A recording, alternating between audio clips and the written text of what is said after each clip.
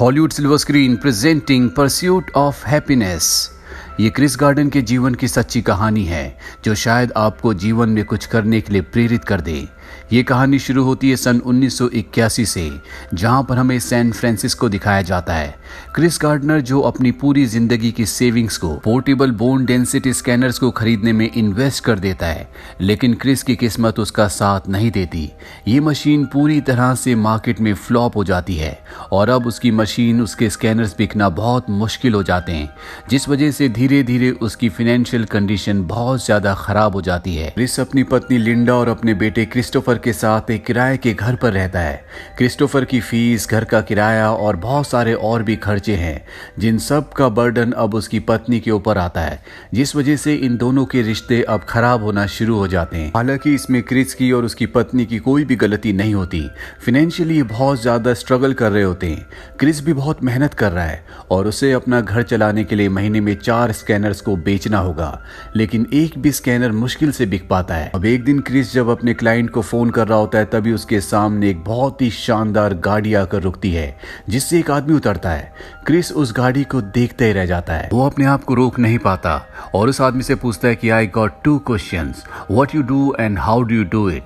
यानी कि आप क्या करते हैं और इस सब को कैसे मैनेज करते हैं। वो आदमी एक बिल्डिंग की तरफ इशारा करते हुए कहता है कि I am a share broker. और जब क्रिस उस बिल्डिंग की तरफ देखता है तो वहां से जो भी कोई निकल रहा होता है वो सब के सब खुश होते हैं। उनके चेहरों पर मुस्कुराहट होती है जो क्रिस की जिंदगी से लगभग पूरी तरह से गायब हो चुकी है। और क्रिस तय करता है कि वो भी एक शेयर ब्रोकर बनेगा। वो घर जाता और अपनी पत्नी से कहता है कि मैं सोच रहा हूँ कि मैं इस काम को छोड़ दूं और कोई जॉब कर लूं। उसकी पत्नी कहती है कि तुम बिल्कुल सही सोच रहे हो, वैसे भी तुम्हारे स्कैनर्स को कोई नहीं खरीदता। वो कहता है कि मैं सोच रहा हूं मैं एक शेयर ब्रोकर बन जाऊं। उसकी पत्नी उसे हैरानी से देखते हुए कहती है, नॉट एन एस्ट्रोनॉट, मतलब तुम एस्ट्रोनॉट नहीं बनना चाहते। दरअसल उसकी पत्नी को उस पर बिल्कुल भी कॉन्फिडेंस नहीं है। एक तरह से वो उसका मजाक उड़ाती है। ये सुनकर क्रिस को बिल्कुल भी अच्छा नहीं लगता। उसकी पत्नी अब तय कर लेती है कि वो क्रिस के साथ नहीं रहेगी और वो अपने बेटे को लेकर घर छोड़कर चली जाती है। क्रिस को इस बात से बहुत गुस्सा आता है। वो अपनी पत्नी से मिलता है और कहता है कि अगर तुम जाना चाहती हो तो जा सकती हो, लेकिन मेरा बेटा मेरे साथ रहेगा, क्योंकि क्रिस अपने बेटे से बहुत प्यार करता है और वो भी जानता है कि लीगली वो अपनी पत्नी से अपने बेटे को नहीं ले सकता। पर इसी दौरान उसकी पत्नी की यूरोप में कहीं जॉब लग जाती है, जिसके चलते उसे यूरोप जाना पड़ता है और क्रिस को उसका बेटा वापस मिल जाता है। क्रिस जिस घर में रहता है उसने कई महीनों से रेंट नहीं दिया और एक दिन उसका ओनर उसके पास आता है और कहता है कि तुमने रेंट पे नहीं किया, मुझे अपने घर को पेंट करवाना है, तुम मेरा घर खाली कर दो। क्रिस कहता है कि मुझे कुछ दिनों की मोहलत और दे दो।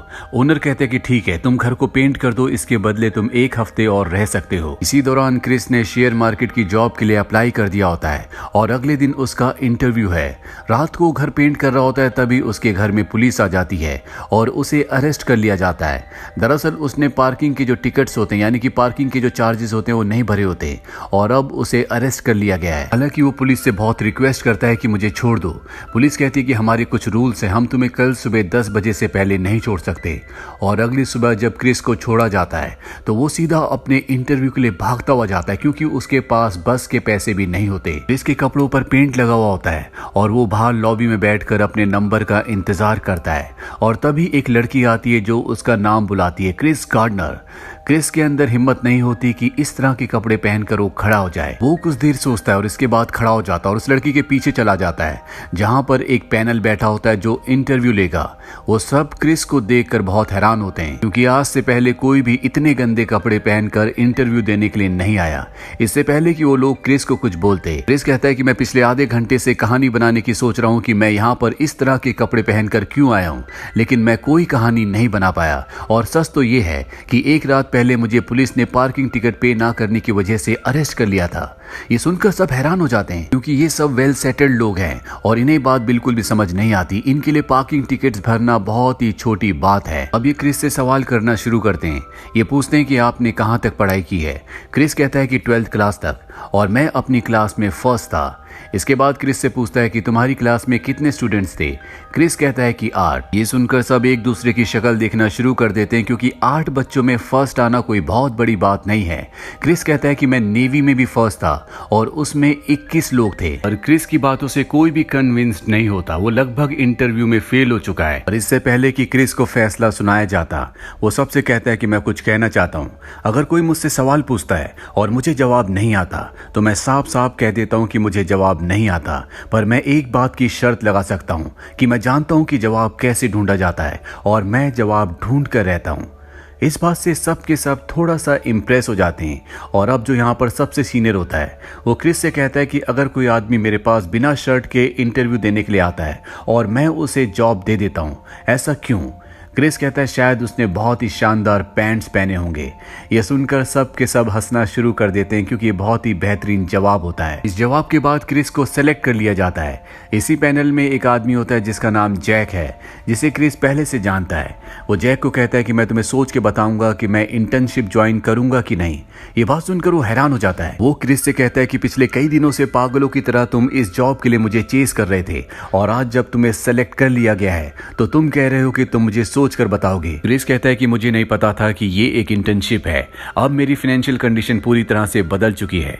दरअसल ये एक इंटर्नशिप होती है जिसमें 20 लोगों को चुना गया है और 6 महीने तक इन सब को काम सिखाया जाएगा और 6 महीने बाद इन 20 में से जो एक सेलेक्ट होगा उसी को जॉब मिलेगा।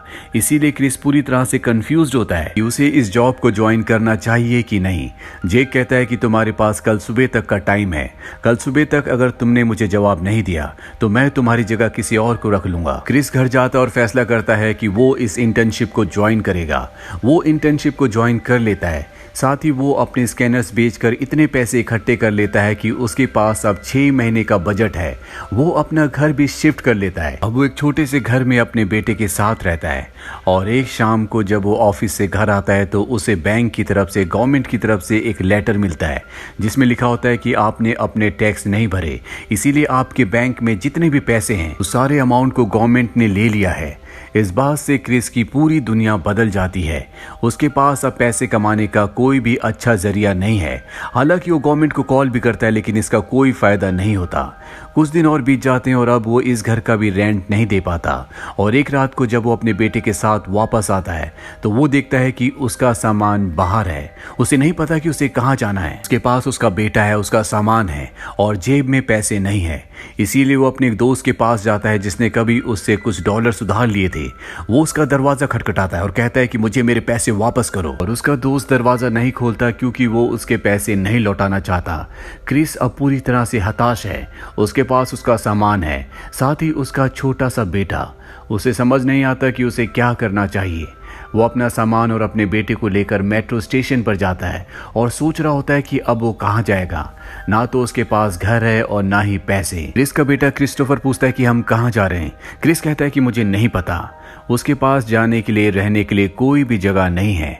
और तभी क्रिस के मन में एक आइडिया आता है। वो अपने बेटे को एक गेम खिलाता है जिसमें वो उसे चीजों को विजुलाइज करने के लिए कहता है। उसका बेटा भी उसके साथ खेलना शुरू कर देता है और खेल खेल में वो उसे मेट्रो के टॉयलेट में ले जाता है और दरवाजे को अंदर से बंद कर देता है। वो वहां पर नीचे कुछ पेपर्स बिछाकर उसी पर बैठ जाता है और अपने बेटे को अपनी गोद में लिटा लेता है। उसे पता है कि आज रात उसे यहीं टॉयलेट में बितानी होगी। हालांकि कई बार बाहर से लोग दरवाजा खटखटाते भी हैं लेकिन क्रिस दरवाजा नहीं खोलता। उसकी आंखों में आंसू होते हैं। क्रिस ने अपने आप को जिंदगी में इससे ज्यादा लाचार कभी महसूस नहीं किया। अगली सुबह वो अपने बेटे को स्कूल छोड़ने के बाद खुद अपने काम पर चला जाता है। काम से आने के बाद वो अपने बेटे को स्कूल से लाता है और अब वो शेल्टर ढूंढने के लिए चर्च में जाता है। लेकिन उस चर्च में उसे बताया जाता है कि ये चर्च सिर्फ फीमेल्स के लिए और बच्चों के लिए है। क्रिस अपने बेटे से बहुत प्यार करता है, इसीलिए वो उसे छोड़ना नहीं चाहता। वो एक दूसरे चर्च में जाता है जहां पर उसे जगह मिल जाती है। लेकिन अगर उसे रोज चर्च में रहना है तो उसे टाइम पर यहाँ पर आना होगा, क्योंकि लाइन के शुरू के कुछ लोगों को ही चर्च में शेल्टर मिलता है, बाकी लोगों को नहीं दिया जाता क्योंकि यहाँ पर लिमिटेड जगह है। और क्रिस का असली स्ट्रगल अब शुरू होता है। हालांकि उसका ऑफिस 7 बजे तक है लेकिन वो तय करता है कि वो 5 बजे तक ही काम करेगा। इसीलिए वो पूरा दिन पानी नहीं पीता, क्योंकि अगर उसने पानी पिया तो उसे टॉयलेट जाना होगा जिसमें टाइम वेस्ट होगा और वो अपने काम को 5 बजे तक खत्म नहीं कर पाएगा। इसीलिए वो दिन भर लगातार काम करता रहता है। इसी तरह से अब क्रिस के दिन गुजरना शुरू हो जाते हैं। वो काम करता है, अपने बेटे को स्कूल लाता है और इसके बाद चर्च की लाइन में लग जाता है। अभी भी उसके पास एक स्कैनर बचा होता है जिसे वो बेचकर कुछ पैसे कमाना चाहता है।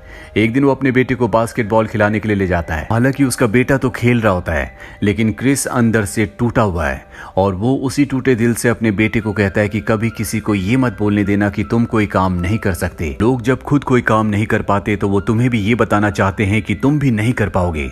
अगर तुम्हारे कोई सपने हैं तो तुम्हें उन्हें संजोना होगा। अगर जिंदगी में तुम कुछ पाना चाहते हो तो जाओ और उस चीज को छीन लो। बस बात यहीं पर खत्म हो जाती है। दरअसल क्रिस ने ये बात अपने बेटे को अपने दिल से बोली होती है। वो भी अपनी जिंदगी में ऐसा ही कुछ करना चाहता है जिसके लिए वो संघर्ष कर रहा है। क्रिस के पास जो बोन स्कैनर बचा होता है वो उसे लेकर एक हॉस्पिटल में डॉक्टर के पास जाता है। ये डॉक्टर स्कैनर को खरीदना चाहता है, पर जब क्रिस उसका डेमो देता है तो मशीन नहीं चलती, जिससे क्रिस का दिल टूट जाता है क्योंकि उसके पास अब पैसे पूरी तरह से खत्म हो चुके हैं। वो वापस चर्च आता और रात को उस मशीन को चेक करता है। उसे पता चलता है कि इसका एक पार्ट खराब हो गया है और उस पार्ट को खरीदने के लिए उसके पास पैसे नहीं होते। वो अपने बेटे क्रिस्टोफर को लेकर एक हॉस्पिटल जाता है जहां पर उसे अपना ब्लड बेचना पड़ता है, जिसके बदले उसे कुछ पैसे मिलते हैं और उन पैसों से वो उस पार्ट को खरीदता है। वापस आने के बाद वो उस पार्ट को जब मशीन में लगाता है, मशीन ठीक हो जाती है, जिससे उसे बहुत खुशी होती है और अब उस मशीन को बेचकर कुछ पैसे कमाता है और वो अपने बेटे के साथ आज चर्च में नहीं जाता, बल्कि एक अच्छा कमरा किराए पर लेता है जहां पर ये दोनों के दोनों रात वहीं पर गुजारते हैं। कई दिनों के बाद इन्होंने टीवी देखा है और रात को ये दोनों के दोनों वहीं पर सो जाते हैं। वहीं क्रिस पूरी मेहनत कर रहा होता है। वो पूरे दिन कॉल्स करता है, साथ ही पर्सनली लोगों से मिलता है और वापस आने के बाद वो अपनी पढ़ाई भी करता है क्योंकि उसका एग्जाम होने वाला है। दरअसल इस इंटर्नशिप में एक थ्योरी का एग्जाम भी है जिसे पास करना बहुत ही जरूरी है और क्रिस के साथ जितने भी बाकी 19 लोग होते हैं ये सब के सब हाईली क्वालिफाइड होते हैं। क्रिस एक ऐसा होता है जो सिर्फ 12th पास होता है। एग्जाम का दिन आता और क्रिस ने बहुत अच्छी तैयारी की होती है, जिस वजह से वो सबसे पहले एग्जाम देकर निकल जाता है। उसी के साथ एक और इंटर्न होता है जो एग्जाम देकर उसी के साथ उसी लिफ्ट में आ जाता है जिससे वो जा रहा होता है। और जब एग्जाम के बारे में बात करते हैं वो आदमी क्रिस से पूछता है कि तुम्हारा एग्जाम कैसे हुआ। क्रिस कहता है कि सारा आसान था, बस ऐसे क्वेश्चंस में मुझे थोड़ी सी प्रॉब्लम हुई। ये सुनकर वो हैरानी से पूछता है ऐसे क्वेश्चंस? दरअसल उसने ऐसे क्वेश्चंस को देखा ही नहीं था जो कि क्वेश्चन पेपर के पीछे थे। एग्जाम रूम की तरफ भागता है, लेकिन शायद अब इसका कोई फायदा नहीं है। और अब वो दिन आ जाता है जब एग्जाम का रिजल्ट आना है, जहां पर इन सब में से एक आदमी को जॉब के लिए चुना जाएगा। एक एक करके सबको बुलाया जाता है और जब क्रिस को बुलाया जाता है तो वहां पर वही सब लोग होते हैं जिन सब ने सबसे पहले उसका इंटरव्यू लिया था। और इनमें जो सबसे सीनियर होता है वो क्रिस से कहता है कि आज तुमने बहुत अच्छी शर्ट पहनी है। क्रिस कहता है कि आज मेरा यहाँ पर आखिरी दिन है, मैंने सोचा क्यों ना मैं एक अच्छी शर्ट पहन कर जाऊं। वो कहता है कि अगर तुम्हें ये शर्ट कल भी पहननी पड़े तो क्या तुम पहनना चाहोगे। ये सुनकर क्रिस की आंखों में आंसू आ जाते हैं क्योंकि वो पिछले 6 महीने से बहुत स्ट्रगल कर रहा है, जिसके बारे में किसी को नहीं पता। उसके पास कोई घर नहीं है, उसके पास खाने के पैसे भी पूरे नहीं है, साथ ही उसके पास उसके बेटे की जिम्मेदारी है। क्रिस कहता है कि हाँ, यानी कि क्रिस को ये जॉब मिल चुका है। क्रिस का सीनियर उससे पूछता है क्या ये आसान था क्रिस? क्रिस कहता है कि नहीं सर, ये बिल्कुल भी आसान नहीं था। और अब क्रिस की जिंदगी में सब कुछ ठीक हो चुका है।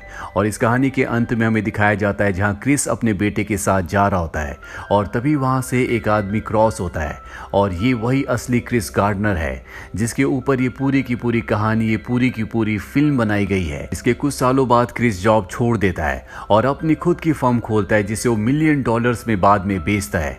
आज क्रिस बहुत अमीर आदमी है, साथ ही वो एक मोटिवेशनल स्पीकर भी है। वो लोगों को जिंदगी में मोटिवेट करता है ताकि उसकी तरह लोग भी जिंदगी में कामयाब हो सके। तो ये थी पूरी कहानी परस्यूट ऑफ हैप्पीनेस की। उम्मीद करते हैं कि ये कहानी आपको पसंद आई होगी।